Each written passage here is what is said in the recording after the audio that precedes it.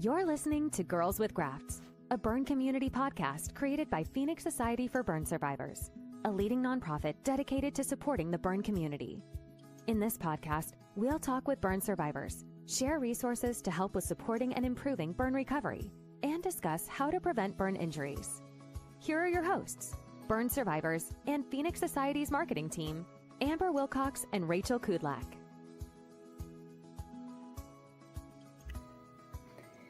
Hello, everyone, and welcome back to Girls with Grafts. I am Rachel Kudlak. I'm one of the hosts of the podcast.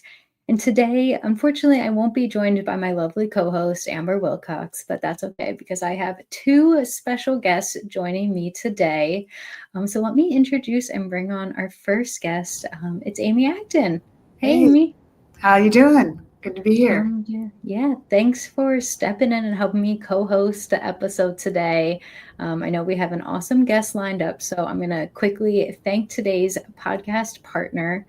So today's podcast is powered by PolyNovo.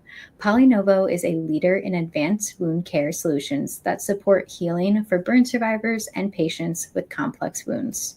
With a commitment to improving outcomes and quality of life, PolyNovo's groundbreaking technology is transforming the future of reconstructive and burn care around the world. So we appreciate PolyNovo for their support, and we'll be talking a little bit more about them and what they're partnering with us a little later in the episode. So without further ado, I'm going to introduce today's guests. So today we are bringing John O'Leary back to Girls with Grafts.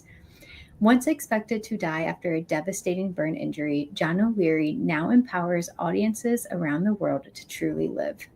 An internationally acclaimed speaker, best-selling author, and renowned podcast host, and former Phoenix Society board member, John has inspired hundreds of thousands of people with his powerful storytelling, heartfelt insights, and unexpected humor. His journey of resilience and hope continues to reach new audiences with the upcoming release of Soul on Fire, a feature film based on his extraordinary life and message. So thank you so much, John, for joining us today. Rachel, I'm like blushing over here, and I love your work. I love your partner today, Amy. So this is truly an honor to spend some time with your community. Yeah, well, I know we're having you on to talk about Soul on Fire. So I know so many of our community members are already talking about it. So excited to see the movie, but I'd love for you to open up and tell us a little bit more about Soul on Fire, how it came to be, and why we're here talking about it today. Well, there's a lot there, so I'll try to break it into bite-sized pieces. First, the genesis story of who your new friend is. So at age 9, I was involved in a gasoline explosion, should have died. Had my fingers amputated, had grafts over my entire body, essentially from my neck to my toes, and then spent the rest of my life afterwards, 10, 11, 12, 15, 20, 25 onward, hiding those scars, hiding those grafts, hiding the story. And what changed, and then we'll get into your question about the film, because even that was iterative. It was a process. What changed was at age 28, I was in the back row of a church service. And I won't go all evangelical on you today, but this was a turning point for me. And the pastor said, for those of you who feel as if your life has no value and as if you can't be used for good. And that was me at the time. And then he goes, your life is a precious, priceless gift. You've got one job, say yes to being used for good. So on the heels of receiving that message, Rachel, I wrote it down in my journal. The following day, I'm working construction. That was my job when I'm in my late 20s. I'm working carpentry. This guy with no fingers with grafts over his whole body doing carpentry, trying to show the world that he's normal, but never feeling like he really was. And so my phone rings and a little girl says, Mr. John, will you speak at my school? And any other time in my life after being burned, I would have said no, because I have no story. I have nothing good to offer. I'm not valuable. I'm not worth being brought into the light. I want to hang out in the shadows. But on the heels of receiving a message the day before that my life mattered, and that I had to say yes to being used for good, I said yes. Long story made very short. That one yes led to another group, which led to a third group, which led to a fifth group and a 10th group and a 2700th group, all asking John to share this story. which is not so much a burn story as much as of a story being used for good in spite of what your scars are. That's really what this is. That's the work I do in the community, sometimes in the burn community, usually outside of it. So back in 2017, I'm speaking in Las Vegas at a conference for sales associates. And a woman comes up afterwards and says, John, and she's holding up a book called On Fire. Have you ever thought about turning this book into a film? So I said, no, that's ridiculous. No, I'm a normal guy from the Midwest doing my thing. And she says, could I try? Well, like, we know the answer. Like, yes, you could try, go. So Linda tries, raise some seed funds. They write a script. I get involved. We raise some additional funds. We start hiring actors like William H. Macy and John Corbett and the rest of the crew. And now in October 10th, 2025, a film that people think is about a kid getting burned, but it's not, is rolling into theaters around the country and around the world. And it's ultimately, you're like, well, tell us in a nutshell what this is. It is a story of heroes, and none of them are named John. So it's not a story of, look what I did, you can too. It is a story reminding people in the marketplace that their life matters, that they have one life. Choose to make it matter in spite of what they've been through, or maybe because of what they've been through for others. So that's Soul on Fire. That's the journey toward it in a nutshell. No, I love that. Yeah, go ahead, Amy. Yeah, I've had the pleasure of previewing it, John, and I think I shared with you that night at about 11:30. I got through it and I watched it after everybody went to bed, and I shed tears and I shed laughter, and what I walked away with was exactly that. It reminded me of all the heroes in my life, whether I was burned or not. I think it will do that for people, of those moments that somebody made a difference for you, that changed the trajectory of where maybe you were headed. And I think that's what really resonated with me. I was like, oh yeah. And it was heartwarming, and it was reaffirming that there are good people all around us if we're open to it. And yes. I think that when I think of burn recovery, again, we're talking to our community here. So it is about the burn in some sense, because I think for each of us, that's had an impact of, I know for me, at a 17-year-old, 18-year-old at the time, I was not going in the right direction probably in my life. And it kind of redirected me in a lot of ways. So I just think it is more than being a story about someone who got burned. That is part of it. And I just loved it. I loved it. I can't wait for the community to see it and feel it and be open to it, and what it might bring in your own life. Well, there's a quote that used to hang over to my left shoulder, and it was from Henry Nouwen, and it says, "The scars exist because the wounds have healed." And I love that. And I look at that film that you're talking about right there, and yeah, on John O'Leary, I mean, for those of you who can see me, like from my neck to my toes, it was 3rd-degree burn. Scars everywhere still. They don't go away, do they? And yet they were formerly wounds. And those things have been healed. And then when we can come even a little bit farther to recognize not only have the wounds been healed, but the scars can be healed. There's several scenes in the film that, like, man, they just break me down, where we celebrate scars. We don't hide from them. We rejoice in them. And we rejoice in the way they unify us together in our collective stories. So I love the fact that this in quotes burn story is in fact a life story for a community needing the reminder right now. Not just our community here at the Phoenix Society, but our community beyond. Yeah. Well, and the community leader, you can talk about the community leader who stepped into your story. You couldn't help but feel the purpose he felt in the portrayal of that role. The purpose that he really attached to being part of your story. That was really powerful as well. And it's not what you think it would have been.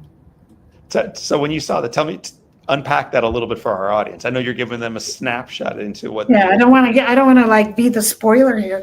I felt the depth. I felt the depth of the personality in the movie, and how it felt like he was also searching for that purpose and meaning, even though he had an apparent big stage that he was doing all sorts of great things. Yes. There's something in your story that hit him deeper too. And so when I think of you and your story and the time we've been together over the many years, I've seen your story shift and change and evolve and go deeper and deeper and deeper. And I think that's what I saw in some of the characters that were in the film, of also going deeper, where they probably didn't think they were going to go. So you picked up on something that I think most people miss, Amy. And what happened there was the film was shot in St. Louis, where I live and lived as a kid. And the scene where little John gets burned was shot in the house where little John, the real John, got burned. And the scene that took place on the screen porch, where I'm an older guy, but I'm still not savoring my life. And I'm talking to my dad, and I know you remember it. And Dad's in his wheelchair, and he's got his sling on, and he's dealing with Parkinson's disease. And he gives me this talk that changed my life. Well, that was a real talk my real dad gave me on that screened-in porch. Yeah. And overlooking the two actors having this conversation was the real man. I'll cry on this one because I recently lost my dad. But my dad is in the room, man. And so these actors bought into a script and they bought into a film. But then they show up in St. Louis and they realize, dude, we're telling a real story of real tragedy redeemed into real triumph with the real people overlooking as we do this. And so it is impossible when that type of depth is taking place that it doesn't shape the way you perform, because it's not a performance anymore. It's a reality. When a film opens, it typically begins with the words based on a real story. And then you see like Superman fly onto the screen and you realize, dude, it's not a based on a, Well, this one doesn't say based, it says a true story. Yeah. And the company that brought this to life is Sony. They have a huge legal team. You don't say that unless it's accurate. So when you're looking at John's screened-in porch, that's his porch. The church where I was married to Beth years later, that's the church where we were married. Wow. The beautiful girl walking down the altar, man, like she looks just like my wife. That's cool. She's wearing the dress, though, that my wife put on 20 years before and then hung out in the closet for 20 years in darkness. So the whole movie is a tragic story redeemed brilliantly about coming alive. That's not only true for those of us who survived fire and burns and deal with scars. In a marketplace where many, many, many folks deal with anxiety and depression and suicide ideation and PTSD, and we wonder, is it worth it? A movie again about your life making a difference. Like you matter. Man, it's the kind of movie I want to take my kids to, because I want them to know that their life matters, because the world has given them a very different message. Yeah. Yeah. And John, I love just hearing, that the fact that it was the same wedding dress, like little details like that, and how, it is truly your story that we're going to see on the screen. As you're going through the scripting process and, all of the steps that I'm sure there's a ton of them to make and produce this movie, were there parts that either were maybe like harder than you thought to kind of relive and live back, or, parts that kind of helped, even take the next step on your journey of healing because you got to go through them again? So many of your listeners don't have the benefit that I do of speaking about their story almost every day for decades. And so my story is, in so many regards, not perfectly, but it is so healed, which is such a blessing to no longer hide your scars. Like that is Liberation Day, baby. So like I'm so free. So when they're doing the emotional stuff about John, like I'm just watching with my headset and kind of taking it in, like, oh, all right. The days that really rocked me, man, it's when you see the pain from the lens of others, because that's a story I don't know as well. So they shot the fire scene, and Amy's seen this film already, but I never wanted to see the little boy on fire. I don't think other people want to see John on fire. And so they shot it from the perspective of the camera being on fire. So the camera is like racing through the house, right? And it's showing what John would have seen. So it's not showing John, it's showing John's perspective, which means it's showing me the perspective of my sisters and the fear in their eyes. And it's showing me the perspective of my brother Jim and the agony as he sees his brother on fire. And in spite of that, comes over to him and picks up a rug and beats down the flames and saves his life. But what broke me in that scene, I mean, they're shooting this in the garage where I was burned, in the front hall that I ran toward, in the living room that I cut through, and in the kitchen where it all began. It's like, it is, oh man, it's bringing it back. But to see these little actors portraying my amazing siblings, who were amazing the day I was burned, and they're amazing 38 years later as they celebrate our successes. For the first time, I felt their pain. And even in saying, I mean, you hear the change in my words, like, man, I'm okay. But I know sometimes they're not. And now I see why. Because they saw the same thing I felt, and they saw it through a different lens, but just as fragile. So life never happens in a vacuum. When Amy's burned in her late teens, it affected everybody who loved her. When our community is burned at their age, it affects everybody who treated them. So life never is a vacuum base. It's never just you. It is us. And those scenes revealed to me very clearly the struggle my siblings faced, 7, 11, and 17 at the time, and on some days still face today. Yeah. Mm-hmm. I think that's the one that got me too, John. Just knowing the impact on the family. And we spend so much energy and time on, healing the person who's injured. And Rachel can, I'm sure, relate to this too. And it's not that we want to be the center. It just is, that is the way it is. And I've found, at least in my case and with many people I've talked to, is that other part of the family getting that opportunity to talk about it and process it and, heal, is often way down the road. I had a moment with one of my siblings 30 years later when they were ill, and I showed up at their side, and it was like apologizing that they were kind of mean to me as a kid, because it was like, oh my gosh, no. So it was just those moments of being authentic and vulnerable enough to say, that was really hard. That was really hard for me. And I think that the movie really allows people to have those conversations. So I'm super excited about how we can take some of the moments in the film and really talk about how we might approach it to allow the rest of the community to heal alongside us. I think it's the coolest thing that, first of all, it's coming out in theaters, which means in a world that lives on its own, isolated, watching Netflix in the basement, holed up, we're going out into the light. And we're gonna overpay for some popcorn. We're gonna go sit down, and we're going. Amy, as lovely as your laughter was the night you watched the film, and your tears were the night you watched the film, to laugh next to someone, and to cry next to someone, and then to hug someone afterwards, dude, that is so good. So I'm fired up for that. I'm fired up. Sorry to use that term, but I'm excited. I'm super stoked to see the first responders seated next to the burn survivors, seated next to the family members, seated next to the ER techs, seated next to the RNs, seated next to the organizations that help fund the care, seated next to Amy at the end of the aisle, man. Like this conglomerate of community, who every one of them is part of the story.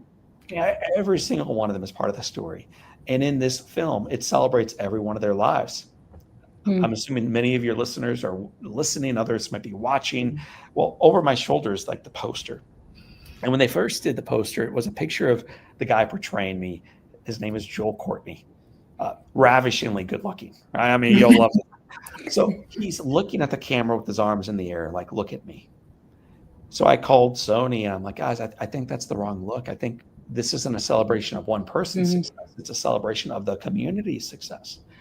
So when you look at the poster now, they turn Joel around. So you see his backside, which is, I tell him, his best side. But what you really are looking at, it's everybody, man. So in this little picture, a little bit brighter boxes, you see the 7 main actors. So good, we have some stars. But if you look a little more closely, you see all these supporting characters, whether they were EMT, they were a 7-year-old girl who went into a house for water, You see a 17-year-old boy who saved my life. You see the parents who were there for me on day one. You see a beautiful wife. You see a college roommate. You see all these ordinary folks who make the film far more meaningful than if it was just about how courageous John is, because it's not. It's about how incredible the community and John were in this journey forward. So that I can't wait for people to experience that as a community, in community, and then talk about it afterwards as part of the community. Yeah. You've talked a lot about gratitude, John, and I think that photo behind you screams to me gratitude. Like, thank you, thank you. And I think that comes across in the film too. There's just those little moments of gratitude that sometimes weren't in the moment feel so good to get somebody to challenge you to take that step forward. But I felt a lot of gratitude within There's a scene that you probably weren't going to bring up, but I think it's cool, where John can't talk yet. And this is a true story. Everything in the film is true. And so I can't talk yet, so I'm clicking. And I clicked to my parents the question, why me? So my very first question to them was not, when do I get out of here? Or what's for lunch today through the tube? Or it wasn't, why are they doing therapy? It was, why did this dang thing happen to me? Why me? And the character arc in the film and in my life, and God willing, in yours, my friends, if you're not there yet, I hope this is one more thing guiding you toward it, is the film. It's not the very, very, very final sentence, but it's near the end. John finally is recognizing the blessing of it all, like the gift of all of it. And there's a cool moment of the scene in the movie. I'm not going to tell you what exactly happens, but it is way cool. And John just kind of glances up and says, like, why me? And it's back, Amy, to your point, like this movement from victimhood, which is part of the journey, man. Things happen, into celebrating victorship, man. Ownership over your life, recognizing even the beauty in the brokenness. So I love that question, why me? And I think in the film, they did a great job pivoting it from being about all the bad into ultimately being about, that's true, but also all the good. Yeah. I might have missed the question at first, because when you started going, I just started laughing, because I used to do that because I had a trach. I used to do that, and it drove everybody nuts because I didn't have the board where I could like click to the word. I just would click and start pointing my paw at something to try to get them to do something. So I go just to the bathroom. You want a milkshake? Sounds like elephant. I know. I just remember when I would start going, they would go. So that was another special moment. There's just like these little nuances in the story that like triggered something like a memory, and that clicking was like a funny moment in our story of my obnoxious clucking. Well, I think there's an expression like shared pain becomes joy. Yeah. And I think, what we went through then in the film, it's maybe two scenes where little John clicks. But man, I mean, for many of us, it is day after day, week after month. You're on morphine. You're a bad speller in the best of days, and now you're trying to click through what you're trying to explain. It is such a mess. And so if you cannot laugh about stuff like this, you cry. Yeah. And like you, Amy, there are days where I cry about it, but most days now I look back with like this tender heart, recognizing like, what a blessing. All of it, man. What it shaped who I am today. Yeah, speak to that a little bit, John, of, and we've talked about it before, people have different levels of support and community around them. And not everyone has had that kind of supportive community around. And part of the reason I think we exist, quite frankly, is to kind of help create community and connection, and not watching it in a room by yourself. But knowing there's a whole community around you, watching our life move forward. And talk a little bit about some of those struggles you had. They show up in the movie, but other way. I mean, I remember having you come speak to a group of healthcare professionals in DC one time, and you very authentically shared the pain, physical pain you still wake up with on a daily basis. So it's never glossy as we sometimes think it is. share a few of those moments for you and how you kind of move through it on a personal level even today. So I'd first like to begin by just letting folks know that I have like an abundance of riches in the fact that I had two parents who were like in love with each other and in love with their 5 kids. And my dad died on May 30th, so recently. But until the end, they were wild about each other. And like I recognize like that's unusual. 5 siblings who lost their brother for a while, lost their house for months, lost their mom and dad for months, and yet still celebrate me. Back then and today, that's different. The community around us, both in the burn unit, but also around St. Louis, around the country and around the world, for whatever reason, just got a hold of this little guy and loved him. So I was supremely and uncommonly loved during that time. And that I recognize that's rare. I really do. And for those who did not get that, you have my heart. So where we match back up, though, is once I get out of the hospital, that community began to fade a little bit for me. And the baseball players stopped visiting a little bit, and Pope John Paul II and Ronald Reagan stopped writing their letters. And like now it's life again. So where did I re-find community? Well, one of the first times I really felt at home was at a burn camp when I was probably 11. And I left a mom and dad, and I left 5 siblings, and I left a bunch of friends. But I left all that, and I showed up at this little camp. And in these canoes and trying to do archery and crafts and painting scars and all the other things we did back then, I saw all these other kids who came from different faith backgrounds, different political affiliations, different family of origin, different statuses financially, like everything about them was different, everything. And yet we loved each other. It was the strangest thing to come together with a group of strangers and find commonality. And one of the blessings, if you are bold enough, Phoenix Society, is when you put yourself out there with other folks and you share a little bit of your heart with them, they will almost always respond, you too, or me too. And either way, it's the same response. It's like, dude, I get you. It wasn't 100% burn. It wasn't that. It wasn't Jack. It wasn't that stuff. But it was the same story. It's the same scars. It's the same pain. And there's the same hope that guides both of us forward.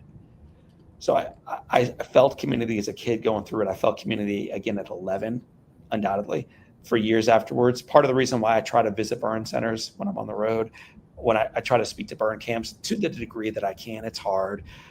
But I want to make sure these little ones who are going through this pain recognize you're not alone. And there's a reason to endure. There's a reason for hope. There's a reason for conviction that your best days are in front of you. So that's part of the messaging. But you also asked about like the current pain. You know, Amy, like you guys live through this. Like it's almost like if you are on a road trip and you get out of the car after 7 hours and you stretch your legs and you stretch your back and your arms, and then you finally start feeling better because you're not tight anymore. Well, I live in that tightness and I'm never coming out of it. I have infections all the time. So I'm dealing with fevers all the time. I'm dealing with discomfort quite a bit. It's not contagious, but it's agony sometimes. I'm dealing with people staring at me sometimes because I'm missing my fingers on both hands. I have scars from my neck to my toes. So the physical agony is part of it, but so is the emotional and relational one. What I've found, though, to overcome these litany of challenges and far more is when I can have a friend or two to share truth with. So Amy, you're part of that board. I have a wife who I'm lucky enough to be honest with and vulnerable with. I have kids. I don't saddle them with my struggles, but they witness it in living color and they're part of the journey forward. I have a mother who's still alive. She came by last night for 5 minutes. She left 2 hours later. She overstays her welcome. Okay. So mom, take the cues, mom. Okay. When I stand up repeatedly in your coat, that means it's time to start the car and head home. But like, she is so for me. Yeah. And so if you're like, well, John, good for you. I don't have that mom and I haven't found love yet. And I don't have those little kids. That's all right. It took me decades to find those people, but you have them in the Phoenix Society. You have an army of folks who are for you. You're not alone. For those of us, because in the film, it does a pretty good job dealing with addiction. There's a pretty cool group called AA. Yeah. So if you're like, yeah, I'm doing this by myself, yeah, good luck on that. But if you're looking for community, Google it. Every little church has a basement, and every day at 11 or noon or some YMCA, they're doing this, man. So if you're trying to do life by yourself, you are doing it wrong.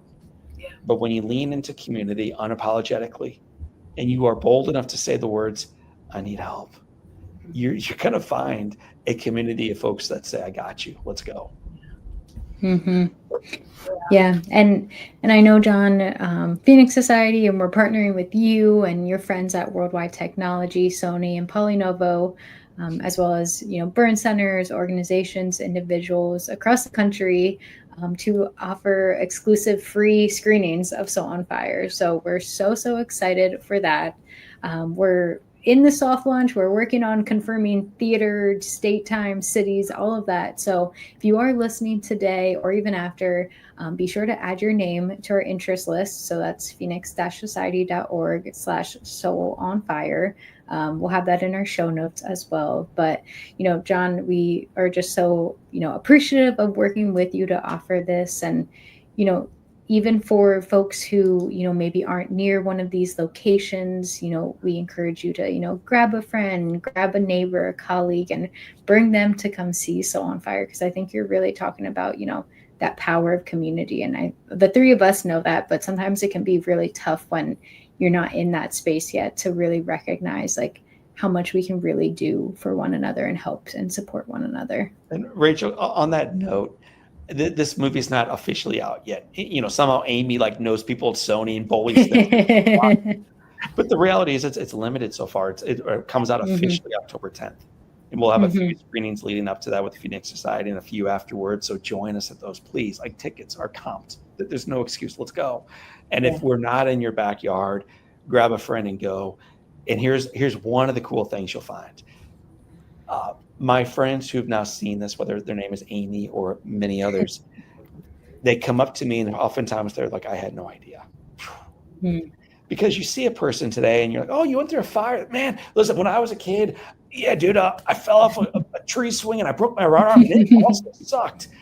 And I'm not cheapening the broken arm when you're 8. I'm sincerely not. But there is something so messy about a fire or a wound of that type of any variety. And there's something so disarming for the rest of your life about a scar that only you fully understand. And we've tried to create a film that is accessible enough that it's not celebrating John's story, but it does celebrate the scars. And it does celebrate the journey. And it is an agonizing one. It's a worthy one. But you cannot leave Soul on Fire without having your heart moved for others who've had a similar type of story. So compassion. Yeah. Oh man, it will open up hearts and eyes and compassion in ways that your spouse may not know what you want. Your friends, this is just, it's so real and so tender and so inviting. So for a million reasons, I hope you check it out. But one more is that it will bring people into the conversation to say, man, you got to tell me what you went through. Yeah. And I'm curious too, and from both of you, Amy and John, of, we hear often that burn care professionals want to get more connected with survivors. They want to hear those survivor stories. So, maybe if we have some of our nurses and doctors listening to this episode right now, why would you encourage them, or what would you tell them on why maybe they should check out the movie? Well, if you're asking me, I mean, the hero of the story, if you're like, John, who is thy hero? And man, there's a lot, but there are two who shine. One is a guy named Lavelle who cleaned the floors. He was my janitor, kind of my buddy, would let me listen to the baseball game on his little transistor radio when he was in the room cleaning, did his job well, and moved on to the next room. And there's an army of those folks within our organizations that do this type of work and oftentimes are ignored. But in real life, so also in the film, he is celebrated, and it is a cool moment. So that's one reason why maybe you should check it out and bring some friends with you. But then there's another guy, and I'm not going to lay out the entire story, but his name was Nurse Roy. He remains a friend of mine to this day. And when there was a little boy going through burn care who knew that his life was over, who knew that I would never amount to anything, who knew that I would never be able to step out of this wheelchair or into life, there was one nurse who stepped up, and his name was Roy. And he not only changed the bandages well, that's what you're paid to do your job. He guided this kid emotionally to believe that he could do mighty things in his life long term. And it changed my life. It changed his life.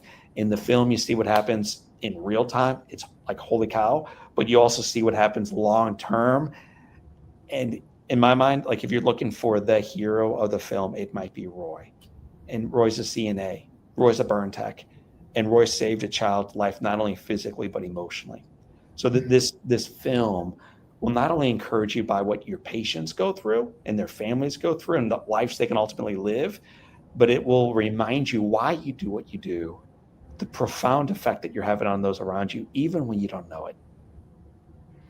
Yeah. Yeah, I agree. I think it's that moment with Lavelle reminded me of my Bobby. Yeah. I had Bobby. And she was like central to my ability to keep going every day. And I think though, understanding and seeing that if you're on a burn team, and what's so exciting about our work together to present this movie to almost 30 burn centers around the country, over 30 sites or actual showings in a short period of time, mind you. And I commend your team, John. It's been great working with them, and the burn centers that are like, yes, we're in. I'm like, okay, we're not quite sure how we're going to do it yet, but we're going to do it. So that in itself, I think, speaks to the power of story and the power of telling one story that impacts hundreds of stories. And that's what you've been doing your whole life here as a professional. I don't even call you a professional speaker. You're just a truth teller.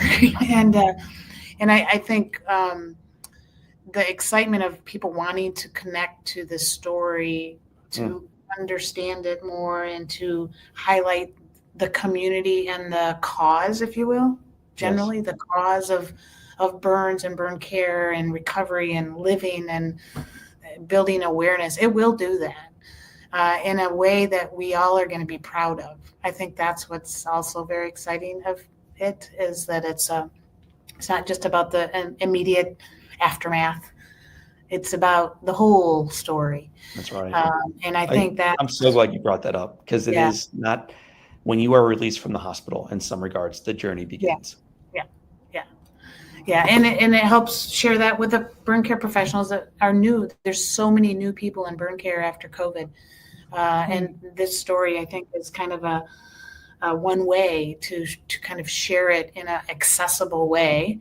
Every burn team member should watch this movie, in my opinion, just to kind of get acclimated to that journey in some way. So I hope that we can create enough buzz, John, that it stays in theaters for a super long time. But we'll continue to work with you to try to bring access to it, because again, it's one of thousands and thousands of story every year in our country, and we want that story to be told and shared, and because it does build compassion and connection. And I think of people that stumble into World Burn, whether they're a sponsor or they work at the hotel or they're at a restaurant nearby, they connect to our community like they say no one else that's come through their hotel, So there is something about our ability to be vulnerable and open and share authentically who we are as a community with others. And again, I think that's why your story and the way you're telling it, about not just about I got burned and it's about all of the other things that helped you in the community. And I think that's so powerful. So well said. And I think it's, just amazing that we're having such a positive and true storytelling of a burn survivor's journey, in theaters. We've done a lot of work at Phoenix Society on, media portrayal of burn survivors. And, we all know they're often the villains, the evil characters in the movies.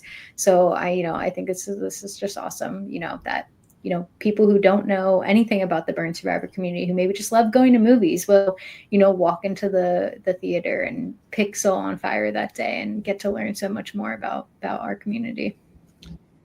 And what real beauty is. We won't unpack it. I want people to go see the film and bring 50 people with you. But when you see a gorgeous brunette who is going on to become an occupational therapist in her career, and she's able to take the hand of a guy who's missing his fingers and never second guess that, and never look down and judge that negatively, and always able to love him for who he is, not what he is, not what he's not. Yeah. It is such a beautiful portrayal of what love could look like. It's honest, it's raw, it's tough. There's some hard scenes, but man, it is so pure and right. And I think finally Hollywood got it right. They tell love stories pathetically, I think. They tell hero stories so weakly. They put the lens on people with capes. And in this case, we put the lens on the actual heroes who frequently wear scrubs. They frequently mess it up. They frequently trip their way forward, but they're ordinary individuals trying to make a difference, trying to live their best lives, and in doing so, changing the lives of those they encounter. And man, my beautiful wife, man, she's behind me up there on the screen. Like, she's an OT who works today with kids who have special needs, but she's worked in burn centers. Yeah. She knows the struggle of loving the one in front of you and somehow seeing through the gauze and the wounds and the screams and seeing the potential on the other side of it. Mm-hmm. And the crossover in this thing from burn story to life story is right now as a society, we're not. We're so focused on the burns and the gauze and the screams that there is no vision for possibility, and there is no unity around coming together for something bigger than yourself. So, man, I want this movie to work for the burn community. Undoubtedly, I live it every day. So does my wife. But I also want it to be a broader communication message for those who have holed up on one side of the aisle or the other, to imagine what it looks like to hold the hand of others and to walk forward with them. Because this could, in other words, be a very healing story about something even bigger than burn care. No, I totally agree, John. And again, that's the opportunity as we help you launch this. And I think the other piece about continuing the conversation, we've talked about kind of our plan to work with you to have specific content and opportunity to come together in conversation and connection after the movie. So we're super excited about that. I know each time you've spoken at World Burn, there's many people who follow you within your podcast and your content because it's just relevant. It's relevant to all of our lives. So we're excited to continue our relationship and partnership with you to make the world a better place by, being part of it and being worthy of contributing. That's awesome. So thank you so much for your opportunity and support of our work and all that you're doing. So, no, man, that Amy, that's the key piece. Being worthy. We are worthy of contributing, and you can't give what you haven't received. So this work has to begin at home in the mirror. Like, you've got to recognize that thing staring back at you is a blessing. That's a scar you're looking down at is a gift. It doesn't make it easy, but it reminds you of where you've been and what you've overcome. I think the grit you showed, the compassion you've received, I hope, and the ability in having a scar of connecting with those who have something similar, usually not externally. Right. But one of the greatest blessings in my life now that I'm finally vulnerable enough to show my scars, not only through speech, but in short sleeves, is people come up to me and it opens up this doorway for them to travel forward with me. They almost always say, it's nothing like your story, but, and then they talk about a divorce, a bankruptcy, a bipolar diagnosis, cancer diagnosis, a million things. Seemingly has nothing to do with burn care. And yet, if you've got a guy in front of you who's overcome something, maybe he's got some wisdom for you to utilize as you overcome something in your life. Yeah. And that's true, my friends, not just for O'Leary, it's true for all of us. The scars can be such a mighty blessing when they have been redeemed. And so my hope as part of this film journey and then the conversations we have afterwards is that you will look in the mirror and recognize. One of my kids one time said to me when he looked at my scars, "Daddy, they're red, they're bumpy, they're ridgy." And then he goes, and I love it. I hope that we are able to look at our scars and recognize they are red, they are bumpy, they are ridgy, and we love it. Yeah. Yeah. Definitely. Well, John, just thank you again so much. I'm showing on our screen if you're watching us, and if you're just listening, it'll be in our show notes, but make sure you add your name to our screening interest list. And if our screenings aren't coming near you, be sure to still drop your name so we can get you connected with some of our post-movie content and engagement. And I'll also make sure we have the Soul on Fire's official website along with John's, if you want to get his books or anything like that, all in our show notes. And you know, Rachel, John, could I just jump on that? Like, so Yeah. this film is coming out around the world in couple thousands of theaters. I am most excited about the 3 or so dozen that we are renting out with you. To imagine these rooms filled with the people you know are going to be there. Yeah. And we just get to bless them with those tickets. They just get to come on in, build community, walk out laughing and crying and ready to take on life as a community. It's my favorite part of this entire decade-long journey to get this thing live. So if you're like on the fence, well, I don't know if I'll do it. Maybe I'll watch it later on Netflix no, man, just go to the website that's on the show notes or on the screen, get your tickets in community, bring a friend with you, make a room full of other friends and be better because of it. This would be such an awesome healing experience for all gathered. I can't wait for it. Definitely. Well, and John, too, I know we're coming up on our time, so I did have one final question I definitely wanted to ask you, and it is our Phoenix Partner question, which today is sponsored by Polynovo. So if there's one emotion you want people to leave the theater with, or one message, what is that? Well, how about this? On May 15th, I watched the film with my dad. We were in a theater. There was a client who was going to buy a couple thousand seats. So they wanted to check it out like Amy did ahead of time. So we go into a theater, we watch it with this executive team and my dad. And dad is seated to my left, holding my hand the entire time. And when your dad is holding your hand the entire time, like that is too much hand holding. So I keep trying to sneak out and he keeps drawing it back because I'm sure that I'll hold my dad at the premiere. And I'm sure I'll hold it over Christmas and beyond because dad's always around. So at the end of the film, I say to him as people are applauding, Dad, what do you think about your film? And my dad looks back and says, what a gift. What a gift. What I had no idea that day is he would go home, he would get sick not long after, he would lose the ability to speak entirely, become bedridden, and be called home. So on May 30th, we lost my dad. The last sentence he ever shared with me was in a theater. What a gift. What a gift. So when people leave this film, I hope they are singing that as they get rolled back out to their cars or dance. And I hope they're saying it not from the perspective of my sweet dad and his Parkinson's disease diagnosis and what he overcame, or John O'Leary, his son. I hope they are saying it sincerely from like this guttural point in their life where they recognize their story. Rachel, your story, and Amy, your story, and all your listeners and viewers, their stories. That none of it is easy, that maybe you wouldn't desire a lot that you went through, but it has poured the foundation firm, and now you can leap forward. And if that's true, and I believe it's true, if that's true, you can sing out like my dad said, what a gift. So I hope they leave certain that their life is a gift. Yeah. I love What that. a beautiful way to end it. This conversation, John. I'm in tears over here. Thank you for sharing that. And thank you for all that you do out in the community. It's our community. So I'm grateful. I'm grateful to have been served by it and now to do a little part with and for it. So let's keep loving each other, starting with a reflection of the mirror. And if you're not sure where to start, I will see you at Soul on Fire, baby. There you go. And let's get re-engaged with the gift of our lives. Yes. And as you're attending the show, if you're coming to one of our screenings or not, be sure to take some photos and post them and tag us, tag John. Let's, whether you're going by yourself or you're going with a big group, we can still have that community all together. So I can't wait to go see it. You got me super excited. There you go. I'll bring the popcorn. We'll sneak in the milk duds, and I'll be seated next to you. You better not hold my hand the entire time. My dad did that once, and I don't like it. Yeah. All right. Thank you so much, Sean. Can't wait to see it. Thank you, Rachel. Thank you, Amy. Take care. Bye-bye.